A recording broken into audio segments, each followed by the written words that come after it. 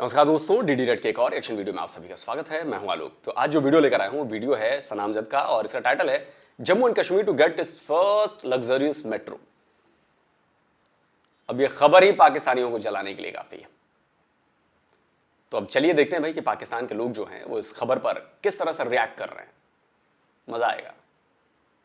Sir, Jammu Kashmir Srinagar में metro project जो है शुरू किया जा रहा है और उसके साथ साथ अगर हम बात करें जम्मू कश्मीर में तो वहाँ पर इलेक्ट्रिक ट्रेन जो है लॉन्च कर दी गई है। इंडिया जम्मू कश्मीर में बहुत ज़्यादा डेवलपमेंट कर रहा है, डिफरेंट प्रोजेक्ट पर काम कर रहा है। मैं चाहती हूँ आप ये मेट्रो प्रोजेक्ट देखें और उस पर अपनी राय का इजहार करें। जी जी बिल्कुल।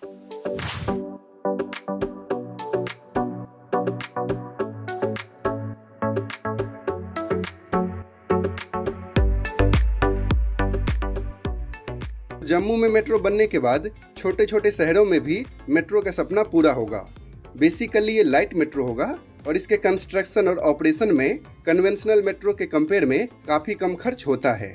जम्मू और श्रीनगर में मेट्रो प्रोजेक्ट के लिए डीएमआरसी और राइट्स के द्वारा फिजिबिलिटी सर्वे किया गया था और अब इसका डीपीआर फाइनल हो गया है। ये metro coaches modern, light weight और स्टेनलेस स्टील का बना होगा। जम्मू लाइट मेट्रो की लेंथ होगी 23 किलोमीटर और इसमें टोटल 22 मेट्रो स्टेशन बनाए जाएंगे। जम्मू लाइट मेट्रो में बन तालाब से बाड़ी ब्राह्मण तक मेट्रो का कॉरिडोर बनेगा। अगर श्रीनगर लाइट मेट्रो की बात करें तो श्रीनगर में 25 किलोमीटर का 2 मेट्रो कॉरिडोर होगा।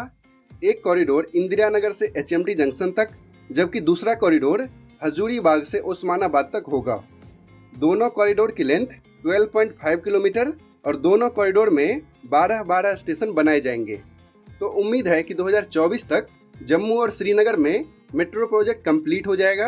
साथ ही जम्मू और श्रीनगर दोनों एयरपोर्ट को भी रीडेवलप किया जा रहा है। जम्मू एंड कश्मीर में दो एम्स अभी अंडर कंस्ट्रक्शन है। Jammu Baramulla rail line project भी अगले 2 साल में कंप्लीट हो जाएगा और दिल्ली कटरा एक्सप्रेसवे के 2024 तक कंप्लीट होने के बाद जम्मू एंड कश्मीर में सोशल और इकोनॉमिक डेवलपमेंट एक नेक्स्ट लेवल पर होगा। आपने देखा कि कितना शानदार प्रोजेक्ट जो है वो शुरू किया जा रहा है श्रीनगर में, क्या कहेंगे? मेरा कहना यही है कि ये बहुत अच्छा इनिशिएटिव है इंडिया की तरफ से कि वो कश्मीर में इस तरह की डेवलपमेंट कर रहे हैं, क्योंकि हमारा पाकिस्तानी मीडिया तो हमें यही दिखाता है कि कश्मीर में वहाँ के मुसलमानों पे जुल्म हो रहे हैं और वहाँ के लोगों पे जुल्म हो रहे हैं। लेकिन I think it's a great initiative from India कि वो इस तरह की डेवलपमेंट कर रहा है और हमें भी चाहिए कि हम भी पाकिस्तानी अवाम को और पाकिस्तानी कौम के लिए इस तरह की डेवलपमेंट करें। मगर अनफॉर्चुनेटली हमारे हुक्मरान इस काबिल नहीं है और ना ही उनके अंदर इतनी सलाहियत है कि वो ये काम कर सकें, क्योंकि हम देख रहे हैं पिछले 4-5 साल से नहीं बल्कि पिछले कई सालों से हुक्मरान जो है ना अवाम को बेवकूफ़ बनाते चले आ रहे हैं। तो हमें चाहिए कि अब हमारी अवाम उठे और उनके खिलाफ खड़ी हो और अपने हक के खिलाफ खड़ी हो। सर, आप क्या कहेंगे? आपने देखा कि किस कदर डेवलपमेंट हो रही है, डिफरेंट प्रोजेक्ट पर काम किया जा रहा है जम्मू कश्मीर में। बिल्कुल काम तो किए जा रहे हैं, लेकिन बेसिकली इस वक्त पाकिस्तान के अपने इकोनॉमिकल क्राइसिस अच्छे नहीं है, अच्छी कंडीशन में नहीं है। तो पहले तो पाकिस्तान अपने इकोनॉमिकल क्राइसिस पहले अपने खुद बेस्ट करे। बेसिकली हुक्मरान जो है पाकिस्तान के साथ मुखलिस नहीं है और आप ये कह सकते हैं कि एक ड्यूरेशन पूरी नहीं करने दी जाती है हुक्मरानों को। लाइक आप पिछले 20 से 25 साल उठा के देख लें तो किसी भी हुक्मरान ने अपने 5 साल पूरे नहीं किए। तो ये सबसे पहला नेगेटिव पॉइंट है कि पहले हुक्मरान को 5 साल कंप्लीट करने दिए जाए, वो एक प्रॉपर काम करे पाकिस्तान पे। 3 साल कंप्लीट करते हैं, 4 साल कंप्लीट करते हैं और देन दूसरा जो है ना वो आ जाता है। सवाल यहां पर यह है कि आखिर क्यों कंप्लीट नहीं करने दिया जाता? कोई ना कोई प्रॉब्लम रही होगी ना। अगर मेजोरिटी मिलती है किसी को तब तो नहीं हटाया जा सकता। तो प्रॉब्लम आप लोगों में है। आप लोगों ने किसी एक पार्टी को या किसी एक बंदे को फुल मेजोरिटी नहीं दी। आप लोग अपने लालच में फंसते हैं कि जी उससे फायदा हो रहा है तो मेरा वोट उसको, उससे फायदा हो रहा है तो मेरा वोट उसको। आप किसी एक बंदे को फुल मेजोरिटी क्यों नहीं देते? जिसके पास फुल मेजोरिटी होगी वो कैसे किसी को हटा सकता है? अगर इमरान खान के पास फुल मेजोरिटी होती तो इमरान खान हट सकते थे क्या? नहीं हट सकते थे। तो इसकी जिम्मेदारी तो आप लोगों की बनती है ना, वोट आप लोगों को देना है ना। सारी जिम्मेदारी सियासतदानों की, आपकी कुछ नहीं जी। वाह। पाकिस्तान के ऊपर मुसल्लत कर दिया जाता है। तो देन उसके बाद ये है कि पाकिस्तान को चाहिए कि वो अपनी आईटी फील्ड सबसे पहले स्ट्रॉन्ग करे। कि इंडिया ने सबसे पहले अपने आप को आईटी फील्ड में स्ट्रॉन्ग किया है, देन उसके बाद वो अपनी कंट्री के ऊपर जो है ना वो खर्च रहे हैं और उनके इकोनॉमिकल क्राइसिस इस वक्त ठीक है, वहाँ पे भी गुर्बत है सही। क्या बात कर रहे हो सर? आईटी 90s के बाद आया है। उसके पहले हमने अपने 5 इयर्स प्लान्स चलाए हैं, जिसमें एग्रीकल्चर, जिसमें सर्विस सेक्टर, जिसमें मैन्युफैक्चरिंग, धीरे धीरे हमने एजुकेशन, हमने उस पर काम किया है। आईटी तो 90s के बाद आया ना, जब कंप्यूटर आने शुरू हुए, जब चर्चा हुई, हमने देखा, हमने फैसला किया। उसके पहले तो हमें भाई अनाज भी इंपोर्ट करना पड़ता था, दूध भी इंपोर्ट करना पड़ता था। हमने उन सब पर डिपेंडेंसी खत्म की ना। हमने अपनी योजनाएं बना बनाकर, हमारी सरकारों ने पॉलिसीज निकाली, योजनाएं बनाई, तब जाकर हम अलग अलग सेक्टर्स में ग्रो कर चुके थे। 90s तक बाजार ओपन नहीं था, इसका नुकसान हुआ हमें, लेकिन 90s के बाद हमने बाजार जब ओपन किया, जब ग्लोबल मार्केट में घुसे, उसके बाद से हमने देखिए क्या क्या कमाल किया हमने। तो ये मत कहिए कि आईटी की बदौलत ऐसा हो गया। आईटी तो नई चीज है, अभी 30-32 साल पहले। 75 ईयर्स हो गए हमें आजाद हुए और आपको पैदा हुए। लेकिन वो आईटी की फील्ड से और दूसरी जो है ना, वो आवाम पे पैसा लगा रहे हैं और लाइक यू कैन से कि मुल्क पे लगा रहे हैं और दूसरों पे लगा रहे हैं। अच्छा, हमें तो हमेशा यही बताया गया, यही दिखाया गया कि जम्मू कश्मीर में बहुत ज़्यादा जुल्म और सितम हो रहा है। अगर ऐसा जुल्म हो रहा है तो मेरा ख्याल है कि फिर पाकिस्तान में भी इस तरह के जुल्म होने चाहिए। नहीं, अगर आप देखें तो पाकिस्तान में भी हर चीज़ के दो पहलू होते हैं, दो, एक पॉजिटिव पॉइंट होता है, एक नेगेटिव पॉइंट होता है। अब ये मीडिया के ऊपर होता है, तो पाकिस्तानी मीडिया ज़्यादातर ये शो करवाता है कि वहाँ पे नेगेटिव पॉइंट है, वहाँ पे अच्छे पॉइंट्स भी हैं और हमारे फ्रेंड्स भी हैं इंडियन जो हैं, तो उनके साथ हमारी बातचीत होती है। तो बेशक वो मुस्लिम्स है, नॉन मुस्लिम्स है, तो वो हमारी मीडिया है बेसिकली जो पॉजिटिव और नेगेटिव पॉइंट्स दोनों दिखाती है। ज़्यादातर नेगेटिव पॉइंट्स दिखाए जाते हैं, पॉजिटिव पॉइंट्स नहीं दिखाए जाते। आप देख लें कि वहाँ पे क्यों इतनी ज़्यादा मुस्लिम्स, वहाँ पे भी ठीक है, सिक्योर हैं और अनसिक्योर भी हैं, तो पांचों उंगलियां बराबर नहीं होती। हम ये अच्छा, हम आज़ाद कश्मीर के नेगेटिव पॉइंट्स क्यों नहीं दिखाते? आज़ाद कश्मीर में क्या हो रहा है, वहाँ पर कितनी डेवलपमेंट हो रही है, नहीं हो रही है, हम वो क्यों नहीं दिखाते? देखिए जी, ये तो फिर हमारे मीडिया के ऊपर है ना कि हम अगर डेवलपमेंट नहीं करें, क्योंकि हमारी मीडिया जो है वो इसी चीज़ पे फोकस करती है कि इंडिया की लेग पुलिंग की जाए और दिखाया जाए कि इंडिया बस जुल्म ही कर रहा है वहाँ के लोगों पे। अब जैसे आपने मुझे वीडियो दिखाई, माशाल्लाह काफ़ी अच्छा इनिशिएटिव लिया है। तो इसमें जो मेरा पॉइंट ऑफ व्यू है, हमारा मेन रोल मीडिया अदा करता है कि मीडिया का इसमें बहुत 100% मीडिया का काम है कि मीडिया उन चीज़ों को दिखाए, हाईलाइट करे, ताकि वो बात हमारे हुक्मरानों तक पहुँचे और वो उस पर कोई ना कोई स्टेप लें। क्योंकि मीडिया आपका एक पावर है। आप मीडिया में जो बात करते हैं वो लाखों लोग सुनते हैं, पूरे मुल्क की आवाम सुनती है। तो जब तक मीडिया इस चीज़ का स्टेप इनिशिएटिव नहीं लेगा तब तक कुछ नहीं हो सकता। अब आप देखें कि हम हमेशा जम्मू कश्मीर पर बात करते हैं, लेकिन हमने कभी आज़ाद कश्मीर पर बात नहीं की। वहाँ पर लोग आटे के लिए लड़ रहे हैं, मर रहे हैं, वहाँ पे लोगों के पास रोज़गार नहीं है, बिजली नहीं है, वसाइल नहीं है। हम ये चीज़ें हाईलाइट तो नहीं करते, हम ये तो नहीं दिखाते। हम ये ज़रूर बताते हैं कि जम्मू कश्मीर में क्या हो रहा है, क्या नहीं हो रहा, लेकिन आज़ाद कश्मीर की हम बात करना भी पसंद नहीं करते। बिल्कुल ऐसे आज़ाद कश्मीर वाले जितने भी हैं वो हमारे भाई हैं और वो मुसलसल कई सालों से जो है इस तगो-दो में लगे हुए हैं कि जो हमारा कश्मीर है इंडिया से वो आज़ाद हो जाए। अब हमारे हुक्मरान भी जो हैं उन्होंने एक फॉर एग्जांपल लॉलीपॉप दिया हुआ है हमारी आवाम को, कि वो लॉलीपॉप इस चीज़ का है कि हमारा जो इंडिया है उन्होंने हमारे कश्मीर पे कब्ज़ा किया हुआ है और हमने उसको जो है ना छुटवाना है। अब हमारी जो आर्मी भी है वो भी सॉन्ग्स पे सॉन्ग्स डालती रहती है लेकिन करती कुछ भी नहीं है। तो अवाम को इस तरह से उन्होंने बेवकूफ़ बनाया हुआ है। तो बात यह है कि अब मीडिया को चाहिए, मैं वही बात करूंगा अपनी पुरानी, कि मीडिया को चाहिए, ये काम मीडिया का है कि मीडिया दिखाए कि जम्मू कश्मीर और आज़ाद कश्मीर में क्या क्या काम हो रहा है। जम्मू कश्मीर तो खैर छोड़ दें, हम पहले अपने पाकिस्तान की बात करें कि आज़ाद कश्मीर में क्या हो रहा है। आज़ाद कश्मीर के लोगों को आटा नहीं मिल रहा, गुर्बत है। आज़ाद कश्मीर को भी आप छोड़ दें, पूरे पाकिस्तान में गुर्बत है। और आप कहीं भी चली जाएं, आप जनूब पंजाब में चली जाएं, वहाँ पे भी इसी तरह से है, लोग मर रहे हैं, आटो की लाइनों में रख रहे हैं, लोगों को आटा नहीं प्रोवाइड किया जा रहा। तो जब बेसिक राइट ही हमारे पास नहीं होंगे तो कहाँ से हम हमारी तरक्की करेंगे? क्या कहेंगे सर आप? जी, ये एक तो इसमें यह है कि ओवरऑल इंडिया में इंफ्रास्ट्रक्चर में वो काफ़ी इन्वेस्ट भी कर रहे हैं और अपने लोगों की लाइफ्स को बेहतर करने की भी कोशिश कर रहे हैं। और जम्मू एंड कश्मीर में तो वो ख़ास तौर पे इसलिए भी है क्योंकि जो रिसेंट इनके जो इवेंट्स हैं जिसमें ह्यूमन राइट्स के जो वायलेशंस जो हुई हैं, जो उनको वो राइट्स नहीं दिए जा रहे उनके वोट ऑफ उसके लिए कि जो अपनी वो राय अपने करके उसमें अलग, क्योंकि वो तो अलग होना चाह रहे हैं उनसे, या जो भी उनका जो राय है उसको ज़्यादा प्रेफरेंस देनी चाहिए। लेकिन ये बेहतर है कि आफ्टर ऑल वो अगर उसको कर रहे हैं, चला रहे हैं उस हिस्से को, तो अगर उसमें वो कुछ बेहतरी ला रहे हैं तो वो बेटर है उनके लोगों के लिए। अच्छा, हर पाकिस्तानी ये कहता है कि जी बड़ा जुल्म हो रहा है, जी बड़ा जुल्म हो रहा है, जी उनके राइट्स नहीं दिए जा रहे। क्या कोई पाकिस्तानी इस बारे में सबूत पेश कर सकता है कि ये वाले राइट्स नहीं मिल रहे, इनको नमाज नहीं पढ़ने दिया जा रहा है, देखिए ये है मेरे पास सबूत, इनको इस्लाम की प्रैक्टिस नहीं करने दी जा रही है, ये है हमारे पास सबूत, इनको जो दूसरे राइट्स हैं जो मिलने चाहिए, ह्यूमन राइट्स वायलेशन की बात करते हो, ये ह्यूमन राइट्स वायलेशन जो है वो नहीं हो रहा, वो की जा रही है, इसके सबूत जब हर पाकिस्तानी को पता है, बच्चे बच्चे को पता है, तो भाई इन सबूतों को लेकर आप इंटरनेशनल फोरम्स पे क्यों नहीं जाते हो? आप इंडिया को बेनकाब क्यों नहीं करते हो?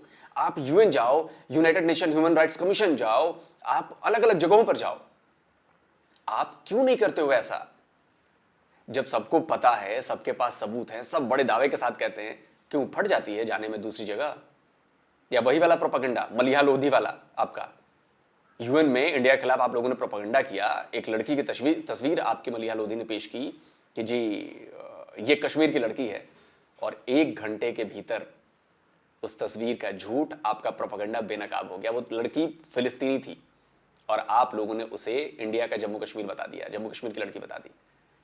तो इस तरह के तो सबूत आप पेश कर दो, क्योंकि आपके पास कोई सबूत है नहीं, क्योंकि आप प्रोपेगेंडा कर रहे हो। अगर मैं ओपन चैलेंज देता हूं, अगर आपके पास सबूत है, अगर आपके पास जानकारी है, सबूत विद सबूत, आप उसे लेकर जाइए इंटरनेशनल फोरम पर और इंडिया को बेनकाब कर दीजिए।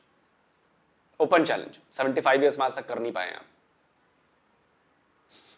तो ये कहना बंद कर दीजिए कि सामने वाला जुल्म कर रहा है। जुल्म की तस्वीर दिखाइए, जुल्म के सबूत लेकर आइए और हमें घसीटिए इंटरनेशनल लेवल पर, इंटरनेशनल प्लेटफॉर्म्स पर, इंटरनेशनल फोरम्स पर, तब तो बात बनेगी यार। सिर्फ हवाई कहते रहिए, तो कहते रहिए 75 ईयर्स से आगे भी कहते रहिए। सर अगर हम कंपैरिजन करें जम्मू कश्मीर और आज़ाद कश्मीर का, तो क्या लगता है किसमें ज़्यादा डेवलपमेंट हो रही है?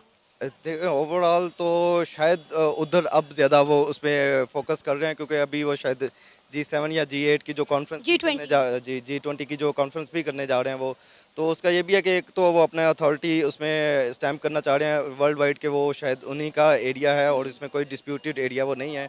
तो इसके लिए वो उनको ऑब्वियसली वो करना पड़ेगा कि वो अपने सारा रिसोर्सेज भी उनको लोगों को दें और इंफ्रास्ट्रक्चर उनके लिए बेहतर करें। तो मेरे ख्याल में तो शायद उधर अभी ज़्यादा काम हो रहा है एज़ कम्पेयर टू हमारे वाले हिस्से से। अच्छा मुझे बताएं कि आज़ाद कश्मीर की हम बात क्यों नहीं करते? लेकिन होती है, मेरे ख्याल में तो होती है, ऐसा सच नहीं होती, क्योंकि वो तो ओवरऑल एक पाकिस्तान में जिस तरह के हालात चल रहे हैं, तो वो ओवरऑल ही हमें तो शायद पूरे पाकिस्तान की बात करने की ज़रूरत है, ना कि सिर्फ एक स्पेसिफिकली एरिया का। लेकिन हाँ, इधर बहुत ज़्यादा इंप्रूवमेंट्स की ज़रूरत है और हम इसको बेहतर कर सकते हैं और मज़ीद। सर हमें हमेशा ये दिखाया गया, ये बताया गया कि जम्मू कश्मीर में बहुत ज़्यादा जुल्म और सितम हो रहा है। हमने बहुत सारे इंटरव्यूज़ किए जम्मू कश्मीर की लड़कियों के, वहाँ की यूथ के, वहाँ के लोगों के। आप यकीन करें वो कह रहे हैं कि 370 रिमूव होने से पहले और रिमूव होने के बाद जो डेवलपमेंट हुई है उससे बहुत सेटिस्फाइड हैं। और उन्होंने कभी नहीं कहा कि वो पाकिस्तान के साथ इल्हाक करना चाहते हैं। वो कहते हैं कि हम एक प्राउडी कश्मीरी हैं, हम प्राउडी इंडियन कश्मीरी हैं, उनका ये कहना है। नहीं, ये ऐसा तो नहीं है कि वो प्राउडी इंडियन कश्मीरी, मेरा जितना है उतना तो नहीं है कि वो इसमें ये कहते हो कि वो प्राउडी इंडियन कश्मीरी हैं। सर कहते हैं, मैं आपको दिखा सकती हूँ। नहीं, वो एक हर एक बंदी की ओपिनियन है। मतलब आप 1, 2 या 10 या 20 बंदे एक जो है कुछ लोगों की राय को सब पे इम्पोज नहीं कर सकते हैं। ओपिनियन ऐसे ही बनते हैं सर। आपने सोशियोलॉजी नहीं पढ़ी है, अब पता नहीं पढ़ी है कि नहीं पढ़ी है, आपको नहीं आइडिया होगा। ओपिनियंस ऐसे ही बनते हैं, लोगों को जो दिखता है ना सामने, उनको देखकर ओपिनियन बनाई जाती है। और जम्मू कश्मीर के लोगों ने ओपिनियन बना चुके हैं। और अभी हाल ही में फ़ैका जावेद हैं, उनका यूट्यूब चैनल आप लोग जाके देखिएगा। उन्होंने एक कश्मीरी लीडर का इंटरव्यू लिया और उन्होंने कहा कि भाई हमने इंडिया चुना है। सुनिए, कश्मीरी तो बाहर निकल रहा है ना, आज तो वो तिरंगा लेके बाहर निकल रहा है। जब कबालियों ने यहाँ पे कत्ल गारत की थी, जब कश्मीरी निकले थे, हिंदुस्तान के फौज को साथ दिया था, इनको यहाँ से लात घूसे मार के बाहर निकाला था। क्या वो दिन याद नहीं है? जब कश्मीरियों को पाकिस्तान से मिलना था तब मिल जाते, तब हमारे अबजद मिल जाते ना इनके साथ। हमें मिलना नहीं है, वो नून में नक्ते को ढूंढ रहे हैं। अब वो बूखलाहट में इसलिए है कि कश्मीर आगे बढ़ रहा है, कश्मीर का युवा आगे बढ़ रहा है। सुन लिया? आप लोगों को अभी आइडिया नहीं है कि कितना कुछ बदल गया है। आप लोग अभी भी 75 इयर्स वाले एरा में जी रहे हो। हुर्रियत गया, दफन हो गई हुर्रियत। जो पाकिस्तानी स्पॉन्सर टेररिज्म है उसको भी दफना चुके हैं हम, ठोक ठोक के, 72 हुरों के पास पहुंचा के। और जितने भी भेजोगे उतनों के 72 हुरों के पास पहुंचाएंगे। अब छिटपुट चीज़ें बची हैं वो भी धीरे धीरे सलट जाएंगी। और हम जम्मू कश्मीर में, आपने प्रोजेक्ट्स देख लिए ना किस तरह के प्रोजेक्ट चल रहे हैं। 5 साल रुक जाइए बस, 5 years, उसके बाद कमाल देखिएगा, मार्क माई वर्ड्स। तो वो तो हमारा भी यही है कि उनको एक अपना राइट उनका देना चाहिए कि वो क्या चाह रहे हैं, ना कि ये हम पाकिस्तान को। वही ये कह रहे हैं कि हम लोग प्राउडली इंडियन कश्मीरी हैं। नहीं तो वो सारे तो नहीं कह रहे। अगर वो कुछ कह रहे हैं तो कुछ हिस्सा ये भी कह रहा है कि हम पाकिस्तानी, और कुछ हिस्सा ये भी कह रहा है कि हम बिल्कुल ही आज़ाद होना चाहते हैं। तो बेहतर तो यही है कि उनकी राय ली जाए कि, और इसीलिए वो जो UN की रेजोल्यूशंस भी हैं वो इसीलिए हैं कि वो अपना डिसाइड करें फेट के उन्होंने किस तरफ को जाना है। तो वो बेहतर ये है कि उनकी ओपिनियन लिए जाए, और ये नहीं है कि हम कुछ पोर्शन का वो अपने हिसाब से जिस तरह से हमारा पॉइंट ऑफ व्यू बन रहा है हम उसको हाईलाइट कर दें, बाकियों को उसमें इग्नोर कर दें। अगर हम बात करें आज़ाद कश्मीर की तो वहाँ पे तो डेवलपमेंट होना दूर की बात। सना, आपको फिर से मैं यहाँ पे एक रिक्वेस्ट करना चाहूँगा कि जैसे इन भाई साहब ने UN के रेजोल्यूशंस की बात की, प्लीज़ आप उनसे पूछें कि क्या UN रेजोल्यूशंस आपने पढ़ा है, और अगर उनका जवाब है पढ़ा है तो उनसे पूछें कि वो 3 शर्तें क्या हैं जम्मू कश्मीर के लिए जो UN रेजोल्यूशन में पास की गई हैं। अगर वो नहीं बता पाए तो उनके पास ज्ञान नहीं है, और अगर वो जानबूझकर नहीं बता रहे हैं तो वो बताना नहीं चाहते, क्योंकि इससे आपकी पोल खुल जाएगी। तो आप पढ़कर सुनाएं तीनों रेजोल्यूशंस में क्या लिखा है, वो UN रेजोल्यूशन के 3 शर्तों में क्या लिखा है। पहली शर्त कहती है कि नॉन कश्मीरी हर किसी को पाकिस्तानी ऑक्युपाइड जम्मू कश्मीर से हटना पड़ेगा। उसमें उनकी सेना है, उनके लोग हैं, सबको हटना पड़ेगा। एक एक सेना के एक एक बंदे को हटना पड़ेगा, पूरी फौज हटानी पड़ेगी। जब ये आप ऐसा कर लेंगे तो दूसरा है, इंडियन गवर्नमेंट को उसमें डायरेक्शंस हैं कि आप अपनी फौज कम करेंगे, हटाएंगे नहीं, क्योंकि आप इन्वेडर थे, इसलिए आपको अपनी पूरी फौज हटानी पड़ेगी। ये लिखा हुआ है रेजोल्यूशन में। और जब ये दोनों पॉइंट हो जाएंगे तब तीसरे पे आता है रेफरेंडम। तो पहला पॉइंट तो पूरा करिए, पहली शर्त तो पूरी करिए UN की। UN से होगा, सब पाकिस्तानी आ जाते हैं भेड़ चाल में, कहते हो UN से होगा। अबे मूर्खों, जाहिलो, जाके UN के रेजोल्यूशंस पढ़ो, तब समझ में आएगा कि तुम्हारे साथ क्या हो रहा है। तो प्लीज सना, अगर ऐसे ही अगली बार कोई अगर कहता है कि जी UN की, तो आप UN के रेजोल्यूशंस पढ़ के सुनाएं। ऐसे काउंटर करेंगी तब जाके आपकी बात में वजन आएगा, तब जाकर आप, दर्शक तो इंडियन है ना, इंडियन तो दर्शक जानते हैं। तो अगर आप इसको इग्नोर करेंगी तो फिर दर्शक आपसे पूछेंगे। वहाँ पे लोगों के लिए बेसिक ज़रूरियात नहीं है, आटा नहीं मिल रहा, चले वो तो पूरे पाकिस्तान में नहीं मिल रहा ना, इस चीज़ को हम ये कहकर जो है बात ख़त्म कर देते हैं। अब आप देखें कि वहाँ के लोगों के पास रोज़गार नहीं है, इसके अलावा वहाँ से निकलने वाला पानी से बिजली बनाकर भी हम उन्हें बिजली नहीं दे रहे। ठीक है, अब जब वो LOC के उस पार जम्मू कश्मीर में होने वाली डेवलपमेंट को देखते हैं तो डेफिनेटली उनके दिलों में, आंखों में ये हसरत पैदा होती है कि इस तरह का डेवलपमेंट, इस तरह का निज़ाम जो है वो आज़ाद कश्मीर में हो, जो कि नहीं हो पा रहा। बिल्कुल, ये ऐसे ही ओवरऑल जब भी ये खाली सिर्फ मैं वही बता रहा हूँ कि सिर्फ कश्मीर का इशू नहीं है ये, सिर्फ अब तो शायद ओवरऑल पाकिस्तान में ये सारा चीज़, ये इस पर डिस्कशन अभी नहीं हो रही तो कुछ देर बाद होना शुरू हो जाएगी कि हम कहाँ पे स्टैंड कर रहे हैं एज़ कम्पेयर टू इंडिया। कि जब हम बाकी हर चीज़ों में उनको डेवलप होता देख रहे हैं तो वो सिर्फ कश्मीर वाले ही नहीं है जो ये सोच रहे हैं, बाकी भी सारा ये सोचना शुरू हो जाएंगे एक टाइम पे कि हमारे रिसोर्सेज जो हैं वो जा किस तरफ रहे हैं और जो कि अवाम पे नहीं लग रहे हैं। तो वो तो ओवरऑल एक इशू है, और डेफिनेटली उनको इसमें यह है कि जब वो अपने साथ डिस्प्यूटेड एरिया दूसरा जो है अगर वो ज़्यादा डेवलप हो रहा है तो इनके जहन में वो आएगा ही आएगा कि वो नेचुरल है कि वो उसमें सोचेंगे कि वो ज़्यादा तरक्की क्यों कर रहे हैं और हम पीछे क्यों रह रहे हैं। तो अच्छी बात है ना, अगर वहाँ पे इतनी ज़्यादा डेवलपमेंट हो रही है, पहले भी बहुत ज़्यादा डेवलपमेंट हुई है, वहाँ पे ब्रिजेस बनवाए गए हैं, योगा सेंटर बनवाए गए हैं, तो मेरे ख्याल में जितनी भी डेवलपमेंट हो रही है वहाँ पे जितने लोगों को फैसिलिटेट किया जा रहा है, ये तो बहुत अच्छी बात है। और ये आज से नहीं हो रहा है मैडम, आप वहां की यूनिवर्सिटीज की बात नहीं करती हैं जो पिछले कई डिकेड से वहां पर हैं, शुरू से हमने काम किया है ना उस पर। आप वहां के मेडिकल कॉलेजेस की बात नहीं करती हैं, आप वहां पर अस्पतालों की बात नहीं करती हैं, आप वहां के रेलवे सिस्टम की बात नहीं करती हैं। ये योगा सेंटर्स और ये जो अभी जो चीजें दिख रही हैं, ब्रिज, ये तो अभी हो रही हैं। आप वहां पे बनाए जा रहे टनल्स की बात नहीं करती हैं जो 24 आवर्स खुले रहेंगी सालों भर। पहले लोगों को बड़ी दिक्कतें होती थी आने जाने में क्योंकि बर्फबारी की वजह से रास्ते बंद हो जाते थे, उनकी बातें नहीं होती हैं। हमने बिजली पहुंचा दी जम्मू कश्मीर के ऐसे ऐसे इलाकों में जहां पे पहुंचाना मुश्किल था, उसकी बातें नहीं होती हैं। अच्छा, हम अगर बात करें अपने मीडिया की या अपने लोगों की, तो हम हमेशा ये बात अपने लोगों को बावर करवाते हैं कि जम्मू कश्मीर में रहने वाले लोगों पर बहुत ज़्यादा जुल्म हो रहा है। मैं इस बात पे एग्री नहीं करती। मैं इस बात पे बिल्कुल एग्री नहीं करती। आप उस पर एग्री करो जो अपनी आंखों से देखो। यहाँ तो हम बहुत सुनते हैं वहाँ पे डेवलपमेंट हो रही है, फिर उसके बारे में क्यों नहीं बताते कि वहाँ पे इतनी डेवलपमेंट हो रही है। तो ये सुनी सुनाई बातों पे तो मुझे नहीं लगता यकीन करना चाहिए। अगर वहाँ पे जुल्म हो रहा है तो उनको फैसिलिटेट भी तो किया जा रहा है ना, इतनी सहूलतें भी तो दी जा रही हैं। अच्छा, हम हमेशा जम्मू कश्मीर की तो बात करते हैं, लेकिन हमारे आज़ाद कश्मीर में हम क्या कर रहे हैं, हमारी गवर्नमेंट कभी इसे बात क्यों नहीं करती? हमारी गवर्नमेंट क्यों नहीं बात करती? देखिए, बात की जाए आज़ाद कश्मीर की तो वहाँ पे भी आवाम खुश है, जिस हाल में है वो खुश है। उनका कहना है जी हमारे यहाँ पे जो डेवलपमेंट है वो करवाई जाए 2023 के लास्ट तक। तो देखिए हमारी जो हुक्मरान है वो क्या करते हैं, अगर करवा देंगे तो और भी अच्छी बात है, नहीं करवाएंगे तो उनका गुजारा हो ही रहा है।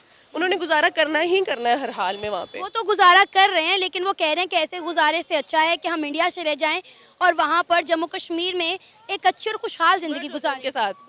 हाँ, तो अच्छी बात है अगर वो जम्मू कश्मीर के साथ मर्ज हो भी जाते हैं तो दोनों तरफ से पाकिस्तान का बेनिफिट है। जम्मू एंड कश्मीर में डेवलपमेंट हो रही है तो अच्छी बात है, मुसलमानों के लिए हो रही है। अगर आज़ाद कश्मीर भी साथ चला जाएगा तो अच्छी बात है, ये भी मुस्लिम्स है। लेकिन हम कहते हैं कि कश्मीर बनेगा पाकिस्तान। ये तो हम 75 सालों से कह रहे हैं, 75 सालों से हमने बना लिया क्या? नहीं, बिल्कुल नहीं बनाया। अच्छा, मुझे ये बताएं कि अब आपने ये वीडियो देखी तो अगर हम छोटा सा कंपैरिजन करें जम्मू कश्मीर का या आज़ाद कश्मीर का, तो आप इन दोनों में मेजर फ़र्क क्या देखती हैं? डेवलपमेंट का बहुत बड़ा फ़र्क है। देखा जाए तो अपनी आज़ाद वैसे कंपैरिजन है ना, ये गलत कर रही हैं आप। पाकिस्तानी ऑक्युपाइड जम्मू कश्मीर का और जम्मू कश्मीर का कंपैरिजन नहीं है, ये पाकिस्तान वर्सेस जम्मू कश्मीर का कंपैरिजन है। और शायद जम्मू कश्मीर उसमें पाकिस्तान से आगे निकल जाएगा अगर कंपैरिजन करेंगे इंफ्रास्ट्रक्चर में, उनको मिलने वाली सुविधाओं में। तो पूरे पाकिस्तान को वो सुविधाएं नहीं मिल रही हैं जो जम्मू कश्मीर में लोगों को मिल रही हैं और जिस लेवल की मिल रही हैं। तो ये कंपैरिजन आप पाकिस्तानी के ऊपर जम्मू कश्मीर छोड़ दो तो चिंदी है हमारे सामने। कंपैरिजन होना चाहिए पाकिस्तान वर्सेस जम्मू एंड कश्मीर, तो लेवल की बात होगी। तो जम्मू कश्मीर का लेवल तब भी अप है। जम्मू कश्मीर के लोग 5G यूज कर रहे हैं, पूरा पाकिस्तान 4G पे टिका हुआ भी डगमग डगमग। जम्मू कश्मीर के लोग ट्रेन का सिस्टम कितने सालों से यूज कर रहे हैं, आपके यहाँ डगमग डगमग चल रहा है। अब तो आप मेट्रो सिस्टम आ जाएगा, आपके यहाँ पता ही नहीं है। आज़ाद कश्मीर में अभी तक जो रोड है वही ठीक नहीं हुए और वहाँ पे इतनी ज़्यादा डेवलपमेंट, जो सबसे ऊंचाई वाला ब्रिज है वो भी आई थिंक से जम्मू एंड कश्मीर में ही है, तो बहुत ज़्यादा डिफरेंस है। चनाब रेलवे ब्रिज, बिल्कुल बिल्कुल ऐसे ही है, मुझे नाम नहीं एग्जैक्टली याद था, तो ये इतना बड़ा डिफरेंस है, आप खुद ही देख लें। अच्छा, जम्मू कश्मीर की अगर हम बात करें तो हमने वहाँ पे बहुत सारे लोगों से बात की है। वो लोग कहते हैं कि 370 आर्टिकल रिमूव होने के बाद यहाँ पर बहुत ज़्यादा डेवलपमेंट की गई है, लेकिन हमारे लोग इस चीज़ को नहीं मानते, हमारा मीडिया भी नहीं मानता, हमारी आवाम भी नहीं मानती। वो कहते हैं कि आर्टिकल रिमूव करके जो है वो बहुत गलत किया गया, लेकिन जबकि आज़ाद कश्मीर के लोग कहते हैं कि 370 आर्टिकल रिमूव होने के बाद उनके लिए बहुत ज़्यादा बेहतरी आई गई है, बहुत ज़्यादा काम किया गया। अब आप मुझे बताएं 370 का जो आर्टिकल है उसको रिमूव कर दिया तो इसमें क्या गलत बात है?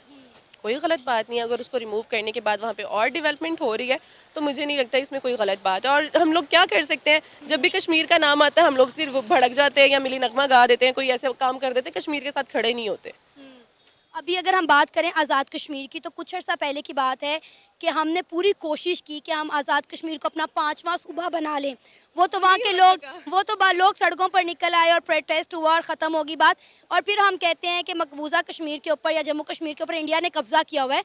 तो जब हम ये सब कुछ आज़ाद कश्मीर के साथ करते हैं तो फिर आज़ाद कश्मीर आज़ाद कैसे हो गया?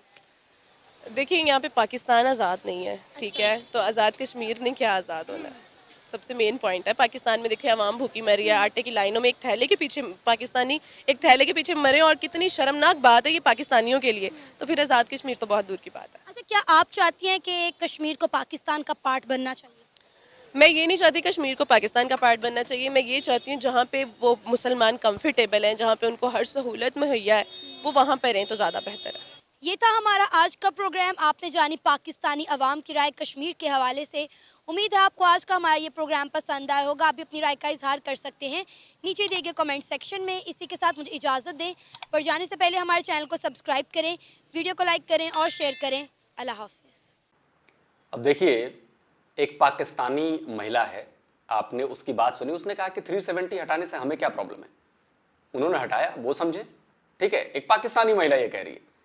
और एक हमारी इंडियन महिला है, उनका नाम है आरफा खानम, वो जबरन किस तरह से सत्यपाल मलिक से कहलवाना चाह रही थी कि जी 370 हटाकर बहुत गलती की है, जुल्म हुआ है, ये हुआ है। सत्यपाल मलिक ने उल्टा जवाब दे दिया, उनका चेहरा बन गया। जरा सुनिए। और जो असंवैधानिक तरीके से किया गया, इस बात की तो इजाजत संविधान में नहीं देता। जिस तरीके से आर्टिकल 370 हटा लिया गया, पहले असेंबली को डिसॉल्व कर दिया गया और संविधान का ही एक एक हिस्सा इस्तेमाल करके संविधान की ही एक तरह से हत्या की गई। क्या इस बात का कोई समर्थन हो सकता है? इसमें देखिए, असेंबली तो डिसॉल्व होनी थी, अपने कारणों से हो गई। जिस वक्त डिसॉल्व की गई थी वो इस निगाह से नहीं की गई थी कि हमको ये करना है, चूंकि मैं था ना डिसॉल्व करने वाला हूँ, तो मुझे पता है कैसे हुई थी। I am writing a book on it and that will enlighten you कैसे हुई थी। ठीक है। और उसके बाद पार्लियामेंट अल्टीमेट बॉडी है, दोनों हाउसेज में पास हुआ। राज्यसभा में तो माइनॉरिटी थी, फिर भी वहां पास करा लिया। तो इसमें क्या गड़बड़? नहीं, लेकिन जो आर्टिकल 370 है, कश्मीर के साथ जो रिश्ता है भारत का, पूरा एक्सेशन की अगर हिस्ट्री हम देखें, ये कश्मीर कैसे बना भारत का हिस्सा, उसको तो नहीं भूल सकते। एक्सेशन की शर्त नहीं थी, 370 तो बाद में इंसर्ट किया गया, और वो भी कोई परमानेंट चीज नहीं। वो तो ठीक है आपकी बात, लेकिन 370 ही तो वो रिश्ता है जो भारत और कश्मीर को जोड़ता है। 370 ही वो रिश्ता है जो भारत और कश्मीर को एक नहीं होने दे रहा। ये आपकी राय का इत्तेफाक हो सकता है, लेकिन अगर कानूनी तरीके से देखें तो देखा आपने, पाकिस्तान की एक महिला, उसको लगता है कि नहीं यार, इंडिया का मामला था, इंडिया के साथ है, तो 370 उनका मामला था, हटा दिया तो क्या फर्क पड़ता है। लेकिन इंडिया में रहने वाली ये खातून, आप इनकी बातों को आपने सुना, ये जबरदस्ती उगलवाना चाह रही थी सत्यपाल मलिक से कि जी 370 का फैसला बहुत गलत था, और सत्यपाल मलिक ने शब्दों से ऐसा चमाटा मारा इनको कि इनका चेहरा देखने लायक था, हैं लगी करने।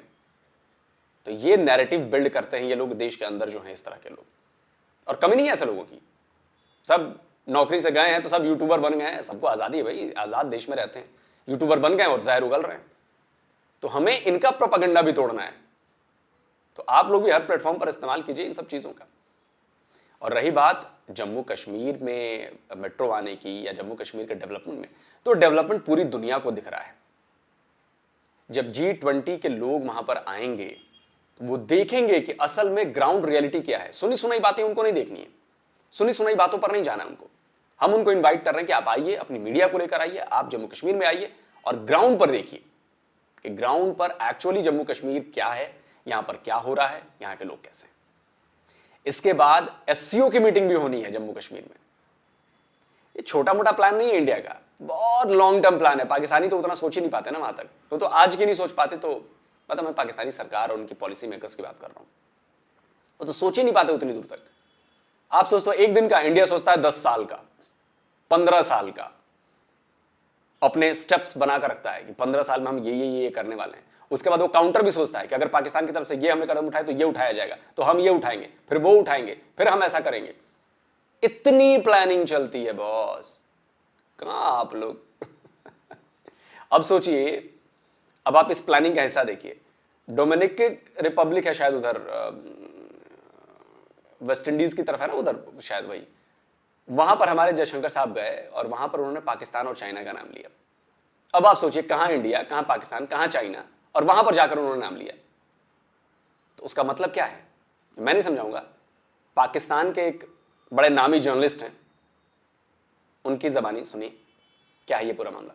आज जयशंकर जो